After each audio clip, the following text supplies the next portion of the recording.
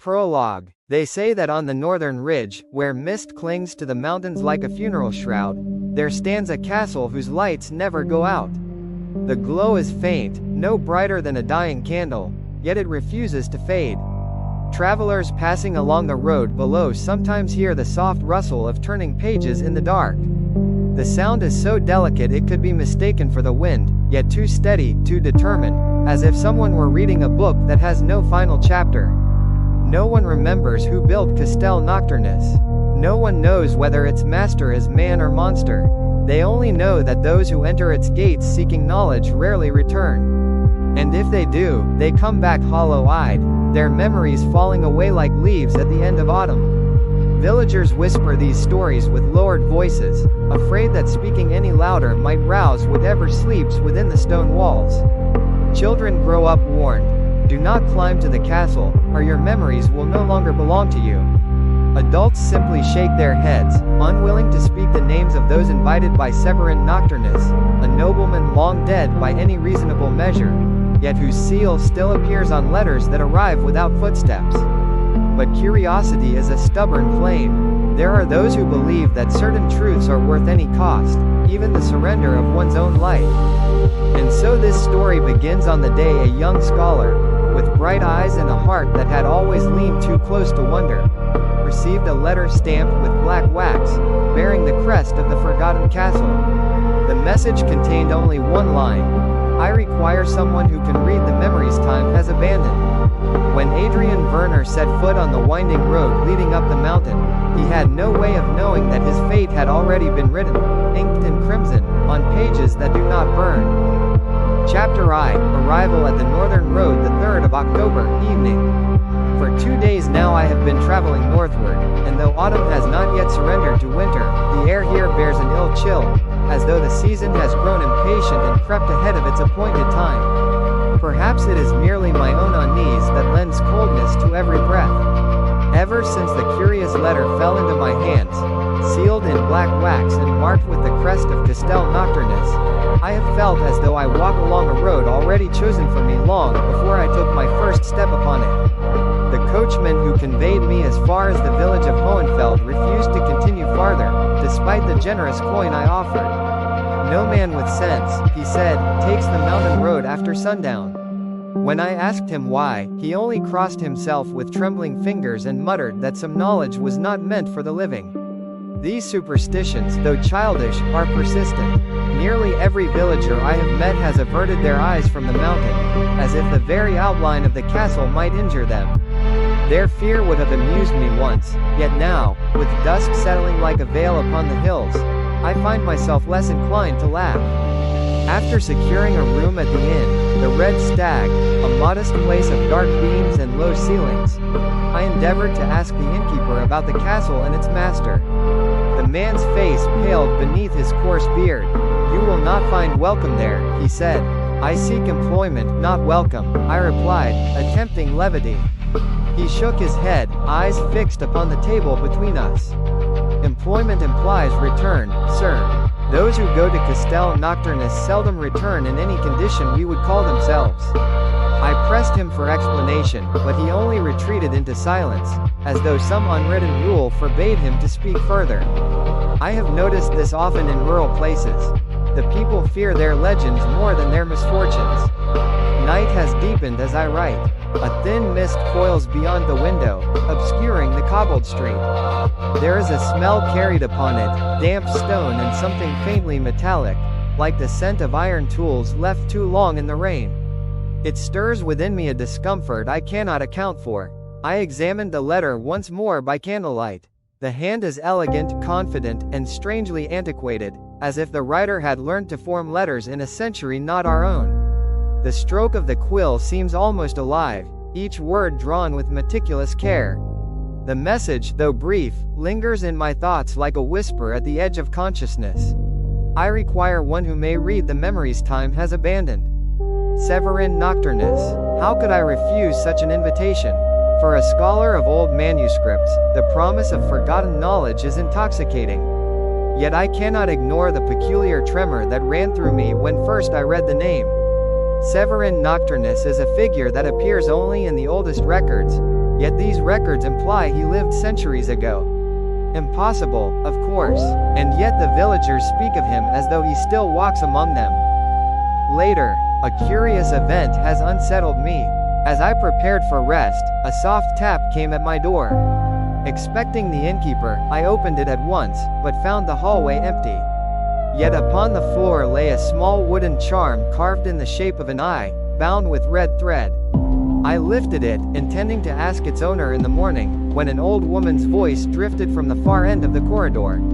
"Keep it," she said, "so the castle knows you still belong to yourself." Before I could question her, she disappeared through a doorway and shut it fast. What an odd welcome this region provides its visitors. And what a stranger path I seem to tread with each hour that passes. Tomorrow I shall begin the ascent to Castel Nocturnus. Whatever truths await me there, whether dreadful or wondrous, I must meet them with the resolve befitting a man of letters. I pray my courage does not fail. Chapter 2, The Ascent to Castel Nocturnus, the 4th of October, noon. I set out from Hohenfeld shortly after sunrise, though the sun offered little company. A gray pall hung over the mountains, dimming even the brightest hours of the morning. The villagers watched me from behind shuttered windows as I took the narrow road northward.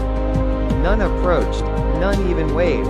It was as though my very departure confirmed some fate they had already resigned me to. The road soon narrowed to a stony path flanked by ancient pines.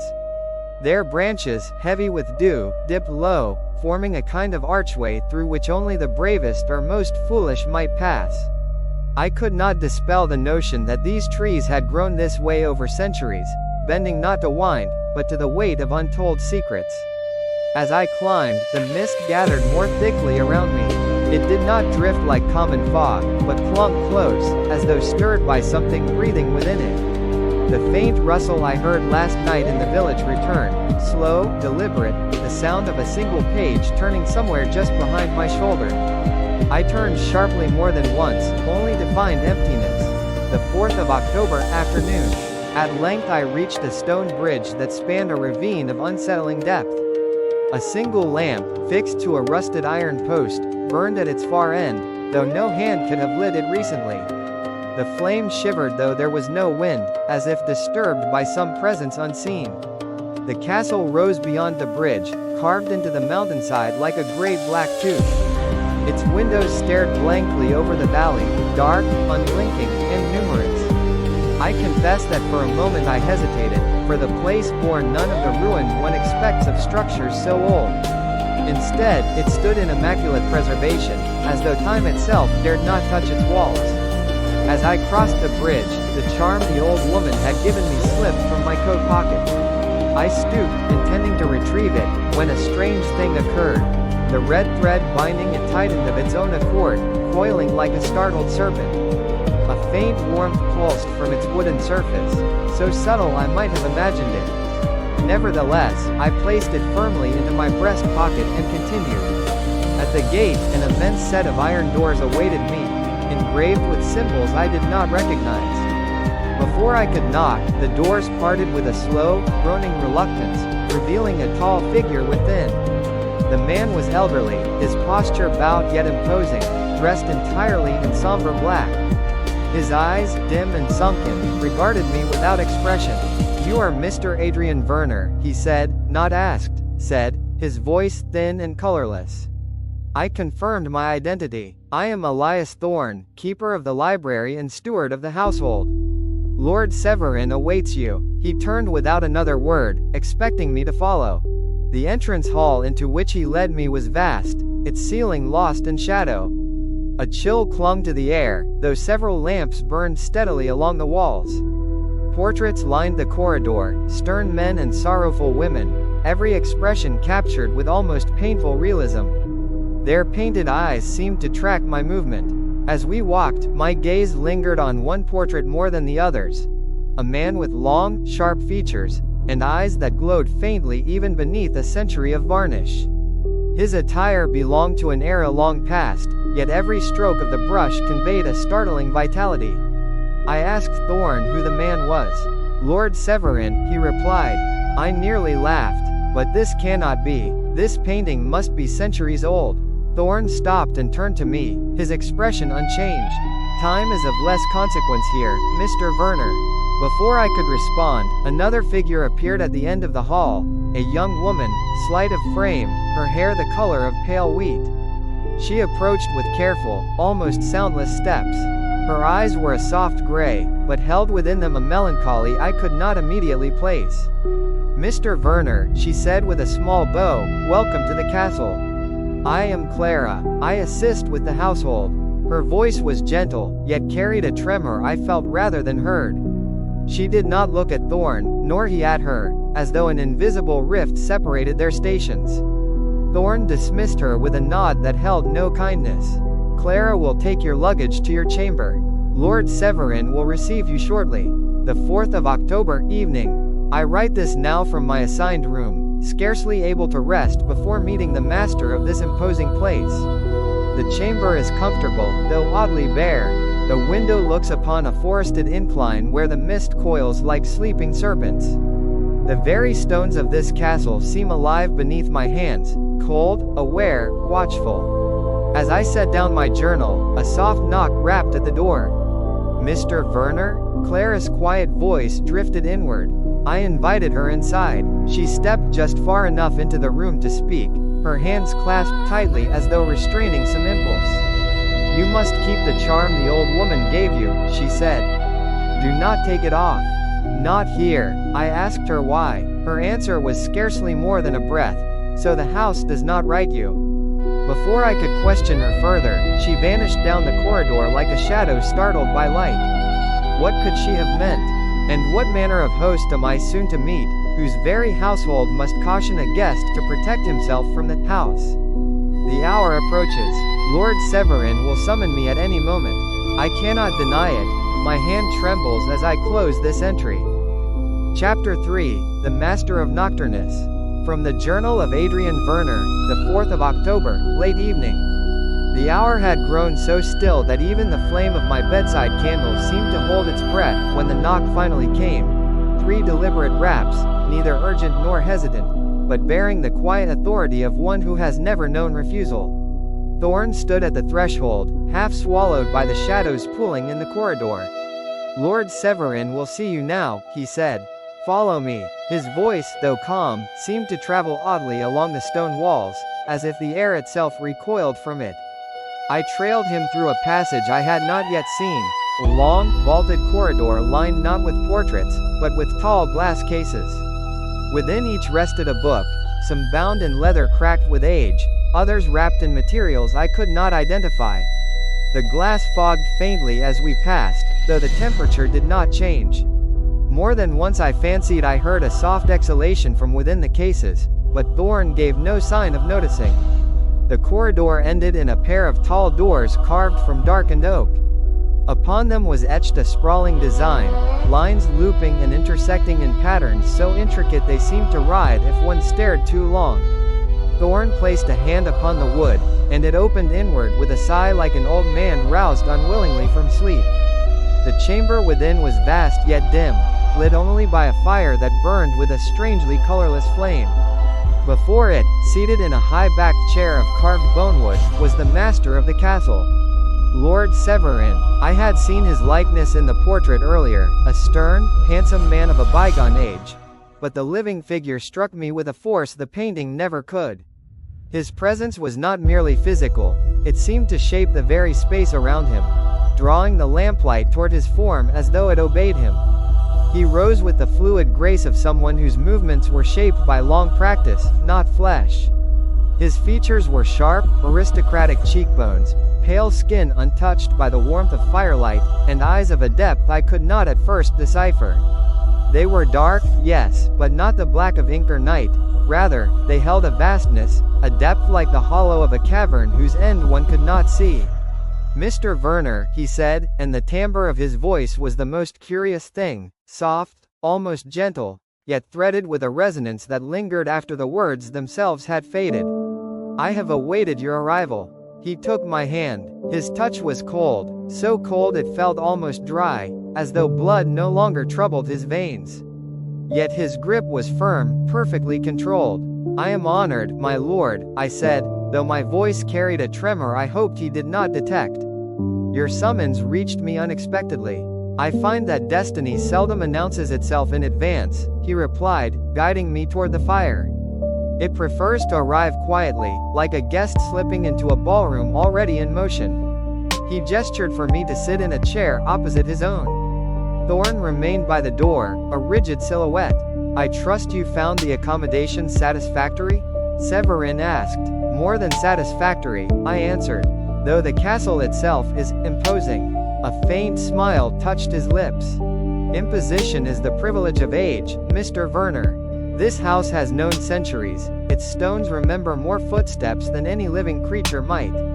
Something in his tone suggested he meant this quite literally. We spoke for some time, of my studies, of languages long dead, of manuscripts so old they crumbled at the breath.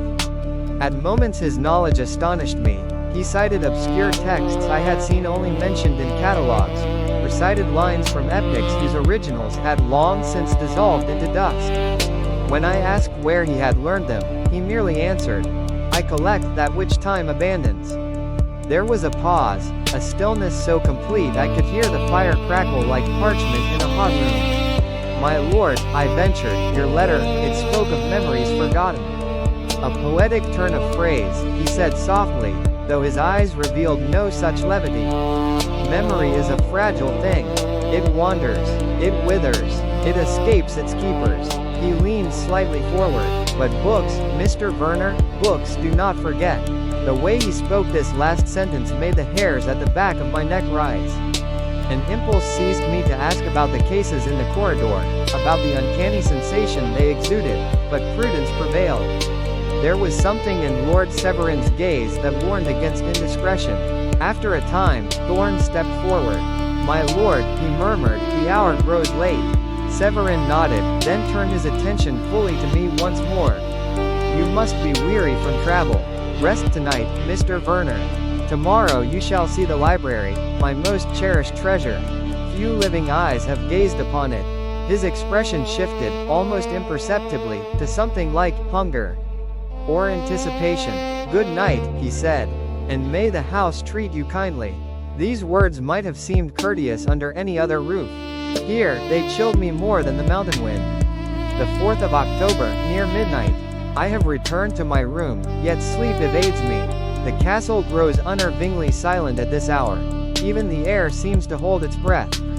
Once or twice I thought I heard footsteps in the corridor, but upon opening the door I found nothing, only the long, dark expanse of hall lit by a single distant lamp. Something troubles me deeply. When Lord Severin spoke of his library, a shadow passed over his face, not menace, but a kind of fervor so intense it bordered on devotion. I cannot yet imagine what sort of collection might inspire such passion.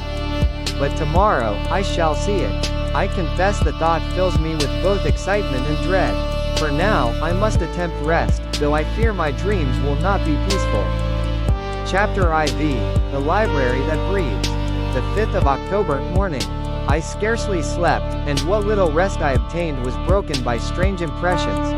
Whispers folding into one another like overlapping pages. A sensation of weight pressing upon my chest, and the distinct feeling that someone stood beside my bed, observing me with patient curiosity. Each time I opened my eyes, I found only the dim outline of the room, the embers in the hearth flickering like watchful pupils.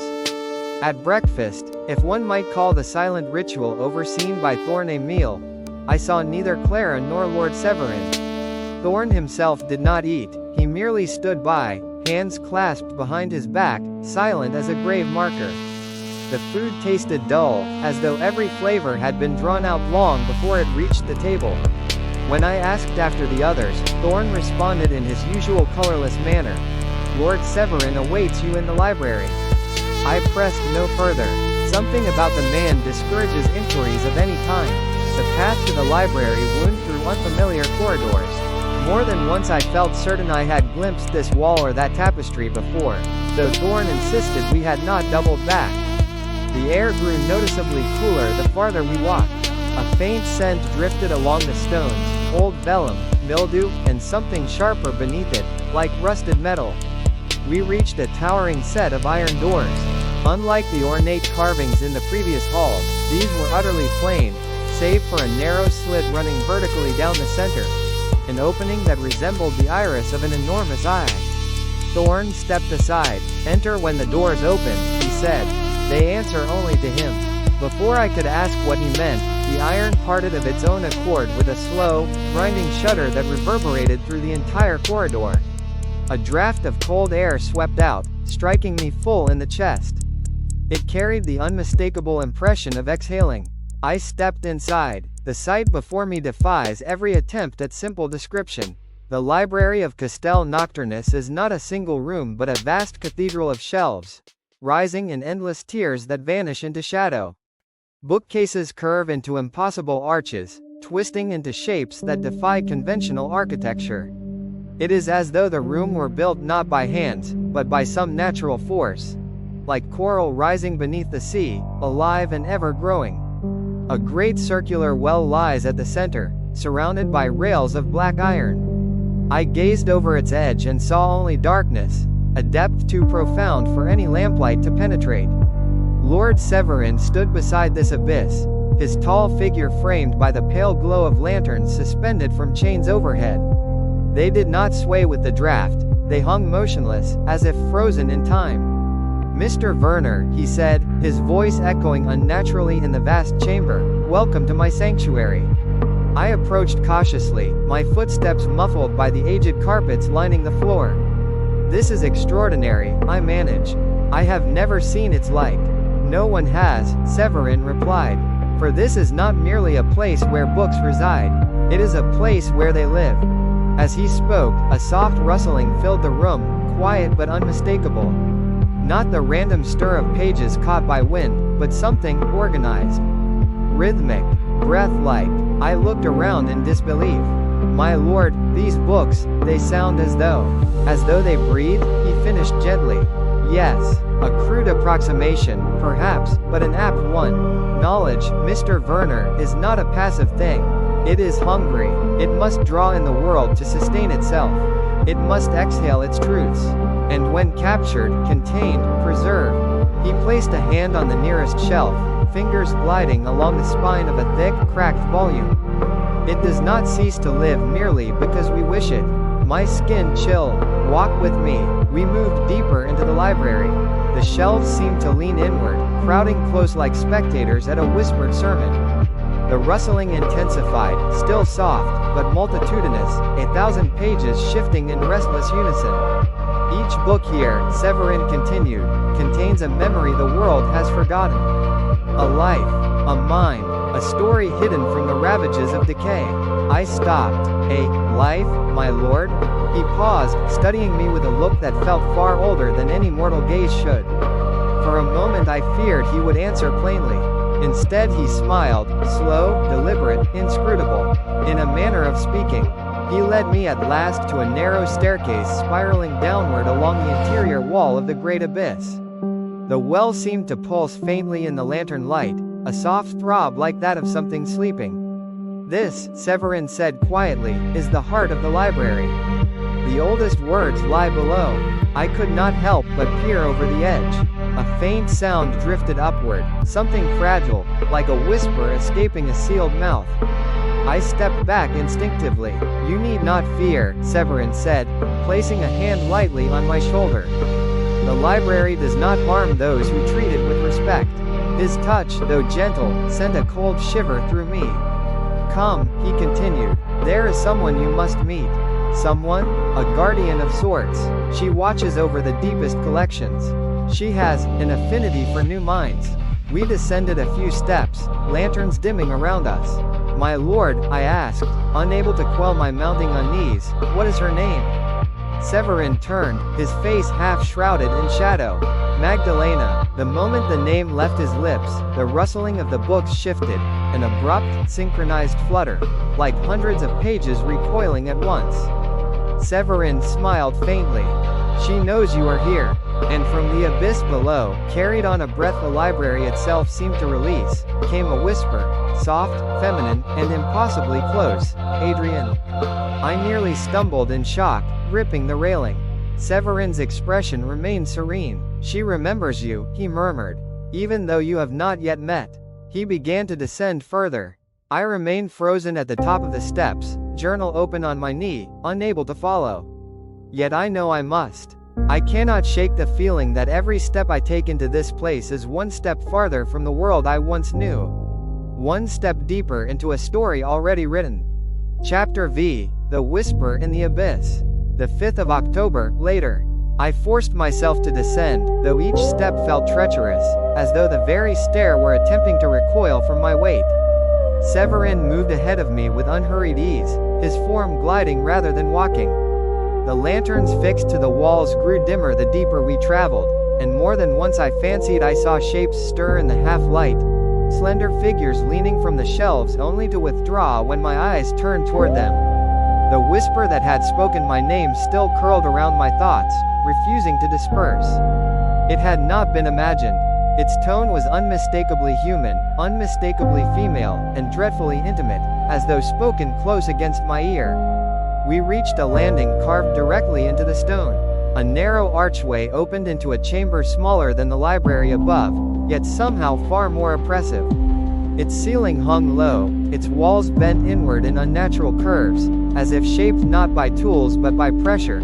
Pressure from within, or perhaps from some tremendous weight of time. Severin gestured for me to step inside. This is the inner archive, he said softly.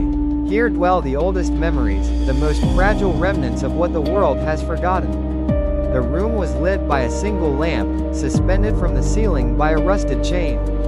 Beneath it stood a circular table of black marble, upon which lay an open book, its pages blank, save for a faint shimmer that seemed to move across them like breath upon frosted glass. A soft rustling stirred behind me. When I turned, she was there. She stood near the far wall, though I could not say how she had entered. A woman, if indeed, woman, is a word adequate for such a being, clad in a gown that seemed woven from parchment and ash. Her hair fell in long, pale strands, and drifted as if underwater. Her face, I struggle now to describe it, for even as I looked upon her, my perception wavered.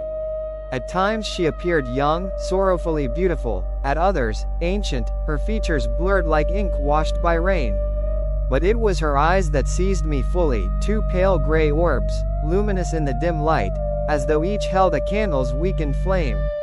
They regarded me with a familiarity so profound that my breath caught in my throat. Adrian, she whispered again. The sound floated through the air like a page torn gently from its binding. You have come at last. My voice faltered. Have we met? She tilted her head, and a faint smile touched her lips, not of joy, but of long-suffering inevitability. Not in this life, she said. But I have read you. Every thought you will think. Every memory you will lose. I felt the cold grasp of fear tighten around my ribs. Severin stepped beside her, though he did not touch her. Allow me to present Magdalena, he said. The guardian of this archive. She tends the memories that have long outlived their makers. Magdalena's gaze did not leave mine. The faint rustling in the chamber grew louder, as though the very air were turning its own pages. You are different, she murmured. You carry questions older than yourself, and a mind that does not fear the dark. I do fear it, I said, though my voice was barely more than a whisper. Her smile deepened, sad, knowing. Yes, but you fear forgetting more. A shiver ran through me. I could not deny the truth of her words. She drifted closer, her step silent. The parchment-like folds of her gown brushed the floor without a sound. She lifted a hand, white, delicate, and yet not fully solid, and reached toward my temple. Severin's voice cut sharply through the moment. Magdalena, her hand froze inches from my skin. He continued, he is not yet ready. For the briefest instant, a flicker of irritation, no, hunger, crossed her features before she withdrew her hand and lowered her gaze. As you wish, she said softly, but you cannot keep him unwritten forever. Her gaze rose to meet mine once more, and I felt a jolt deep within my chest, as though some part of me had been recognized, claimed. Remember this, Adrian Verner, she said. The library does not only preserve, it chooses. A breath of cold air swept through the chamber, extinguishing the lamp. darkness swallowed us whole. I do not know how long we stood there before Thorn appeared with a fresh lantern and guided me back to the upper levels. My legs trembled with each step, not from exhaustion, but from the weight of what had transpired. Now, safe, or as safe as one can be in this place, within my chamber, I find my hand shakes as I write these words. Magdalena knew my name, she knew my thoughts, and most terrifying of all, she spoke as though she had read the story of my life before I had lived it. I dare not sleep tonight. Chapter V, Clara's Half-Shadow, the 5th of October, night. I returned from the inner archive in a state of agitation I could not conceal. Even now, hours later, the memory of Magdalena's voice clings to me like a lingering scent, soft, penetrating, inescapable. I sense her still, as though she had left some invisible imprint upon the air around me. And yet, to my surprise, it was not fear that overwhelmed me upon leaving the depths of the library, but a profound weariness. The mind grows frail when pressed too closely by the unknown. It was in this weakened state that I encountered Clara. I found her in the east corridor, a delicate figure standing before a narrow window through which no moonlight entered. Her back was to me, her posture tense as a drawn string. The shadows framed her body strangely, as though parts of her form absorbed the darkness rather than simply being cloaked by it. I greeted her softly so as not to startle her. She turned with a suddenness that betrayed how deep her unease must have been. "Mr. Verner," she said, voice hushed. "You should not be wandering alone tonight." I forced a faint smile. It is difficult to rest after such revelations. Her eyes, pale gray like misted glass, studied my face as though searching for some injury not visible to the naked eye. "You went below," she whispered. "Into the inner archive." I nodded. Clara's expression tightened. "Then she has seen you. You speak of Magdalena." Her breath quickened at the name. "Do not say it aloud." "Not here." I glanced around, but the corridor was empty. Still, Clara stepped closer, lowering her voice. She hears her name wherever it is spoken. She listens. She remembers. Her gaze flicked toward the dark corners uneasily. And when she remembers someone, she does not forget. I swallowed. She spoke as though she already knew me. That is her way. Clara's hands twisted together nervously. She knows all who cross the threshold of this place. But she rarely shows herself. That she appeared to you. She hesitated, her voice trembling. That is not ordinary. A faint tremor ran down my spine. What is she? I asked. Clara looked away, her lips tightening as though she feared punishment even for contemplating the answer. Not living, she said at last, and not dead. She is bound to this house, woven into it. The books obey her, the walls whisper her will. She is the memory of the castle, and it feeds her. Feeds her? I echoed. She nodded, on what the world has forgotten. At these words, a cold understanding stirred in me, like a candle flickering near an open door. Clara, I said gently, what do you fear in this place? She opened her mouth as if to answer, then quickly closed it again. Her lashes lowered, casting shadows upon her cheeks. It is not my fears that matter, she murmured. It is what I have already lost. She lifted her hand slightly, and in the dim light I saw it. A flicker, a faint translucence along the edge of her wrist, as though she were carved not of flesh but of thin vellum. The outline of her skin blurred, then sharpened again, like ink unsure of its place upon the page. I stepped toward her, horrified. Clara, what is happening to you?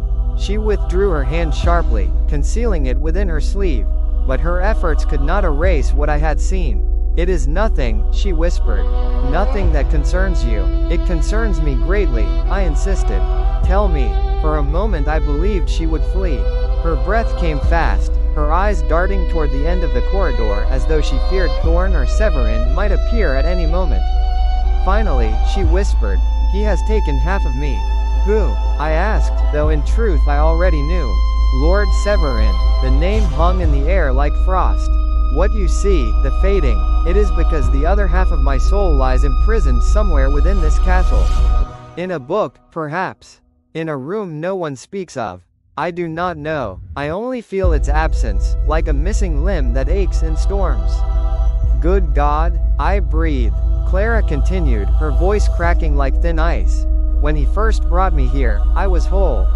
I believed I had been chosen, that I might serve in a house of learning. But the library, it consumes memories, Mr. Verner. It hungers for them, and Severin, he offered part of me to it. I grasped her trembling hand gently, astonished to feel warmth, fragility, life. But faint, so faint, why? I asked. Her reply chilled me more than the coldest wind. Because to live in this castle, one must give something of oneself. Thorn gave his heart. Others gave their voices, their names, their pasts. She looked into my eyes with a dread so raw it stole my breath. And I fear, Adrian, he means to take something from you next. I felt the corridor tilt around me, the walls pressing in. What would he want from me? Your memory, she whispered. Your mind, the whole of your life written before you live it. Her voice fell to a trembling murmur. He admires you. That is why you are in danger. She spoke these last words. A sudden shiver ran along the corridor, as though a great breath had been drawn somewhere deep within the stone walls. Clara's fingers tightened painfully around mine. He is coming, she said. You must go, now. But, please, Adrian, she begged, eyes wide with terror. Go to your chamber, and whatever happens, do not open the door tonight. The lamps flickered. Somewhere far below, the library exhaled. And Clara, half shadow, half girl, slipped away into the darkness before I could say more. I have returned to my room, as she commanded. The walls seemed to pulse faintly, as though listening. The charm the old woman gave me burns warm against my chest, as if sensing danger. I hear footsteps in the corridor now, slow, deliberate, inhumanly steady. I pray they do not stop at my door. Chapter 7, The Night That Watched Me. The 5th of October, past midnight. Clara's warning echoes through me still. Do not open the door tonight. I would have dismissed such a plea had it come from any other in this cursed house, but the terror in her eyes, so real, so human, left no room for doubt. Thus I sit now in near darkness, my candle already guttered to a trembling nub. Only a sliver of moonless light seeps beneath the door, flickering unnaturally, as though disturbed by something that moves on the other side. The footsteps have not ceased. They pace the corridor with agonizing slowness. One measured step, then another, then a silence so deep my own heartbeat seems deafening. The gate is wrong. No living creature walks so evenly, so tirelessly. I imagine a figure tracing the same length of hallway again and again, as though searching for a seam in the stone, an entry into my room, or an error in the house's memory of where I reside. At times, the footsteps stop directly in front of my door. When this happens, a pressure settles over the wood, light, testing, inquisitive. Something presses close enough that I feel the chill bleeding into my skin. Twice, I thought I heard the handle tremble. And once there came a sound like a fingernail tracing the grain of the door, downward, slowly, as if writing upon it. The charm at my breast grows warm whenever the presence lingers. Its heat pulses in time with my racing pulse. Without it, I fear I should have opened the door involuntarily, or worse, been compelled to do so by some unseen force. I attempted to occupy my mind by reading, but even my books seem unsettled. The pages tremble faintly when I hold them, as though touched by a draft that does not exist. I tried to write further thoughts, but my ink quivers in its well, quaking with each sound from the corridor. And still, beneath everything, I sense the library. It breathes. Not metaphorically, not as some poetic turn to describe my unease. No, I feel the breath of that monstrous archive as one feels the tide, an ebb and flow of cold that creeps through the stones themselves. At times a faint murmur drifts upward, a susurrus of countless pages shifting in restless unison. It is like 1,000 whispered prayers spoken beneath the floor. I fear they hunger. The 5th of October, sometime later. The footsteps have stopped. This should bring relief, but instead the silence terrifies me. The air has grown oppressively still, as though the castle itself listens. I hold my breath, and in the stillness, I hear another sound, a faint tapping. Not at the door, inside the walls. At first I believed it to be mice, but the rhythm is too deliberate. 3 soft taps, a pause, then 2. Again and again. as if someone trapped within the stone is signaling, or trying to scratch their way out. The candle died a moment ago. I write now by the dim gray glow of the window, though no moon graces the sky. The darkness seems to thicken with each passing minute. I fear sleep, but exhaustion gnaws at me. If I close my eyes even for a moment, if my grip on wakefulness loosens, I dread what shapes may gather in the dark. A new sound, a voice, low, male, calm. Adrian. I froze. It came not from the door, nor the window, nor the walls. The voice came from behind me. I turned, slowly, agonizingly, and saw nothing in the gloom. My candle, freshly extinguished, still trailed a ghost of smoke. There was no place anyone might hide. Yet the voice sounded again. Why do you fear the night? I knew then whose voice it was. I had heard its soft resonance earlier, in the library. Lord Severin, my lord? I whispered. Where are you? Here, he murmured, as I am wherever knowledge sleeps. A soft glow blossomed in the corner of the room, faint as the first hint of dawn, though colored strangely, neither yellow nor white, but a pale, cold luminescence like dying starlight. From this glow, his form emerged, slowly, gracefully, yet not by any natural step. His outline seemed to gather itself from the dark, rather than enter it. For the first time, I could not tell if Lord Severin had walked into my chamber, or if he had simply coalesced from the shadows that already lived here. He looked at me with the calm of a man observing a restless animal. You tremble, he said softly. You frightened me, I managed. Severin tilted his head. Fear is merely memory of pain, Mr. Verner. Surely you, of all men, need not let it rule you.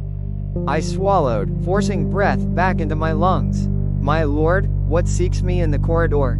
He stepped closer, hands clasped behind him. Nothing that will harm you, he said. Not tonight. Then what was walking there? He paused. In the brief silence, the house seemed to hold itself still. At times, Severin said, the library sends its attention outward. It investigates what it wishes to understand. He smiled faintly, and it wishes to understand you. A chill unlike any I have known crept into my limbs. My mind? I whispered. Is that what you want? I want what any custodian wants, he replied gently. To preserve what is worth preserving. He reached out as though to touch my shoulder, but stopped an inch away, as if he was feeling the heat of my skin without making contact. You are remarkable, Adrian. Your thoughts burn bright, memories form quickly in you, and last. The library is drawn to such minds. His eyes deepened, darkened. And so am I. I stepped back involuntarily. Severin's expression did not change, but something behind his gaze shifted, an intensity, a hunger, subdued yet unmistakable. I ask only one thing of you, he said quietly. Do not fear the house. Fear has a way of being recorded. Recorded. The word felt like ice against my neck. He withdrew into the dimness, and as his figure receded, the glow went with him, until only darkness remained. Before vanishing entirely, he spoke one final sentence, soft as dust settling. Sleep, Adrian. Tomorrow the house will show you more. I cannot sleep. His presence lingers, coiling like smoke within the walls. The footsteps in the corridor have begun again, light, patient, searching. The charm at my chest throbs as though struggling to stay alive. I fear I am becoming something the house is trying to remember. Or worse, something it has already begun to write. Chapter 8, the book bearing my name, the 6th of October, morning. I awoke not to sunlight, but to the weight of an oppressive stillness. The air in my chamber was unmoving, stale, as though no breath had stirred it in 100 years.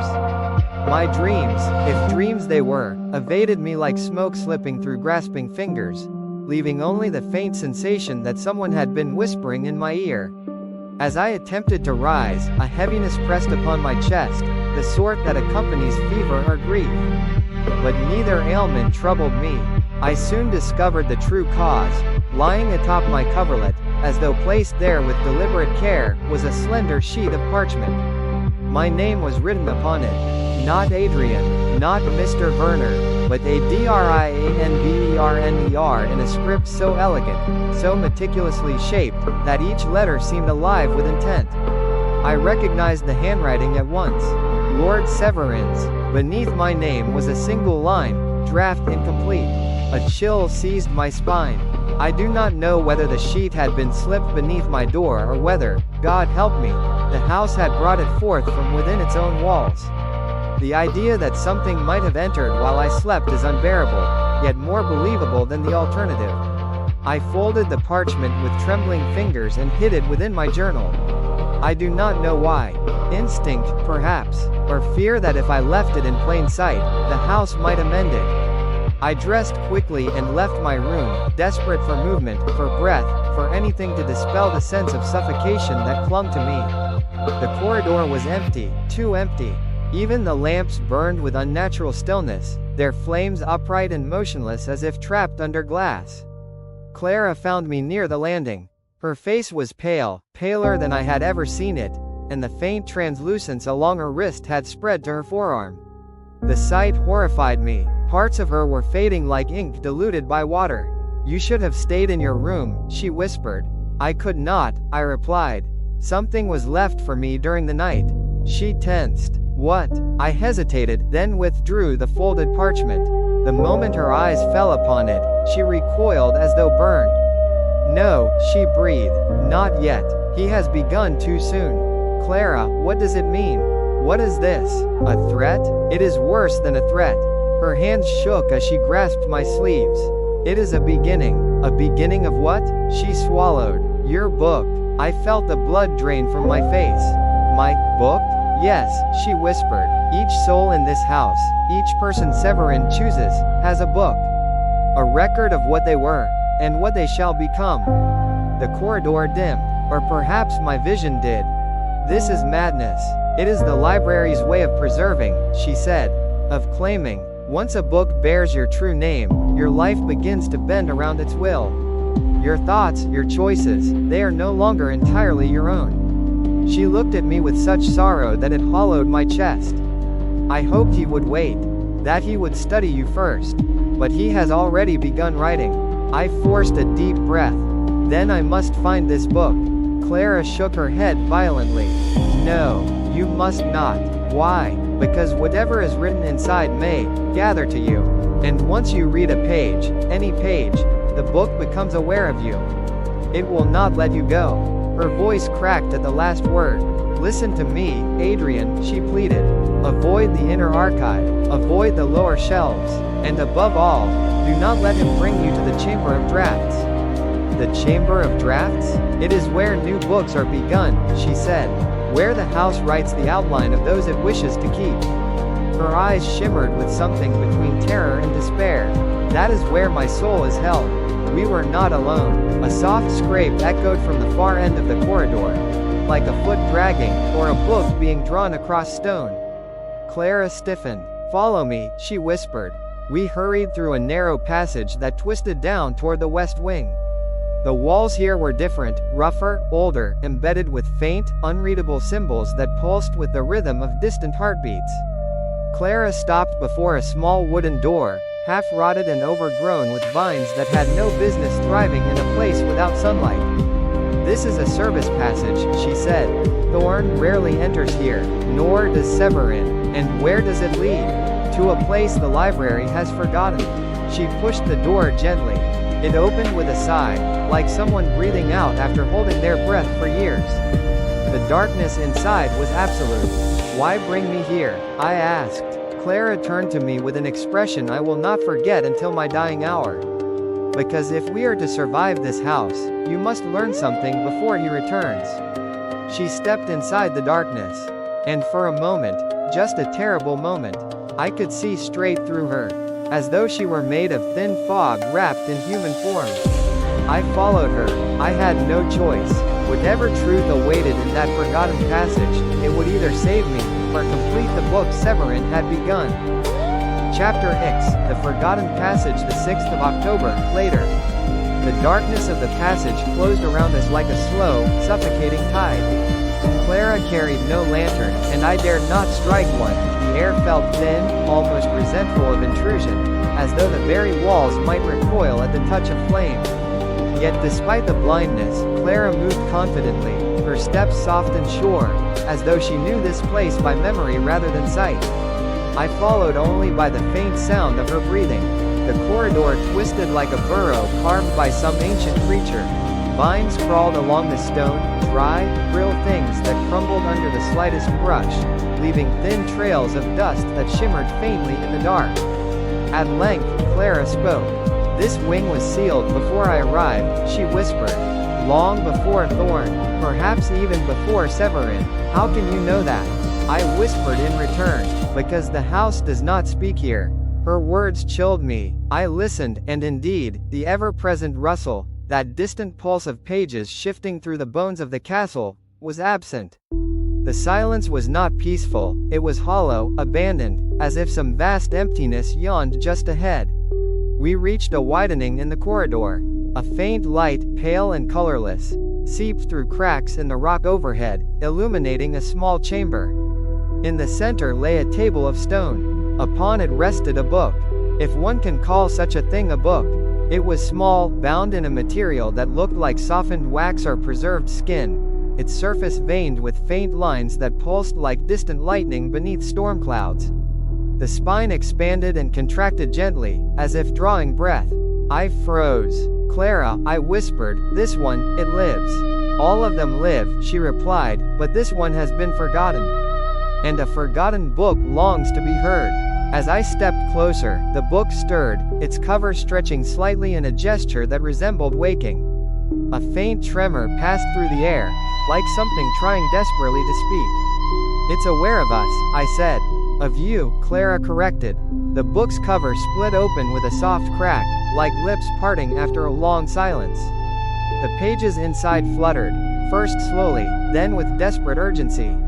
Each page seemed to murmur, a faint sibilance that grew sharper the longer I listened. "I think it is trying to say something," I said, stepping nearer. Clara grasped my arm sharply. "Do not let it read you." I swallowed. "Read me?" She nodded, her eyes shining with fear. "Books in this house do not wait to be read. They reach. They take. If you listen too closely, they will write your thoughts into themselves. They will incorporate you." The word shivered through the chamber. I meant to step back. I did, but the book turned another page, a violent, gasping motion, and a word scratched itself across the parchment in jagged, inkless strokes. A single word, "Clara." She stiffened beside me. The book turned again, shuddering, frantic. Another word tore itself across the page, "half." Clara's breath hitched. She backed away, her hand pressed to her chest as though the word had struck her like a physical blow. "Clara, it knows," I whispered. "It knows what happened to you." "No," she said, shaking her head. "No, this cannot be. This wing was abandoned. Severin has no reach here.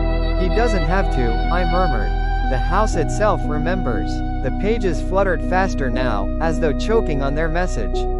The entire book trembled, rising slightly from the table, its spine arching like a trapped animal. More words carved themselves in the parchment, letters appearing in violent bursts, not lost. Taken, split, hidden below. Clara clutched my sleeve with both hands, so tightly that her half-fading fingers passed slightly through the fabric. "Adrian," she whispered, "we must leave. Now." "But Clara, your soul, this book knows where it is. And it will tell Severin we were here," she cried softly. "If he discovers this place, if he finds your presence upon these pages, he will accelerate the writing of your book." I trembled. "Then we must take it." "No," Clara said, her voice nearly breaking. "To carry it is to become part of it." The book's agitation surged. It began to slam its cover open and shut, pages whipping wildly, the murmurs rising to a desperate, keening hiss. Then, abruptly, it stopped, frozen. Every page turned itself inward, compressing tightly. A black line formed across the parchment, jagged as lightning, then sealed. The book went still. Clara's voice was a ghostly breath. "The library has sensed us." A deep groan resonated through the corridor, distant yet unmistakable. The house was waking. Another tremor. "Closer. We must go," Clara urged, pulling me toward the exit. "Before the walls remember us." I stole one last glance at the book.